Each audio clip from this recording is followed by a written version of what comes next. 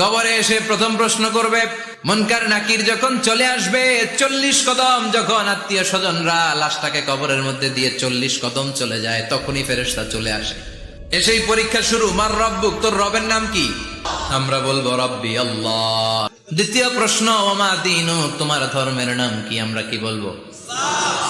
তৃতীয় প্রশ্ন, বিশ্বনবীর চেহারা দেখিয়ে বলা হবে, আতারিফু হাদার রাজুল, এই লোকটারে চিনো নাকি? আমরা বলবো চিনি, আমাদের প্রাণের নবী। সব প্রশ্নের উত্তর তুমি পেরেছো। ফায়ুফসাহু লাহু কবরুহু 70 যিরান, আপনার কবরটারে 70 হাত লম্বা করে দেয়া হবে। ওয়ায়ুফতাহু লাহু বাবুন ইলাল জান্নাহ, আপনার কবর থেকে জান্নাতের দিকে দরজা খুলে দেয়া হবে। ওয়ায়ুলবাসু মিন লিবাসি আহলিল জান্নাহ, জান্নাতের 2টা রেশমি কাপড়ের পোশাক এনে আপনারে পরিয়ে দেয়া হবে।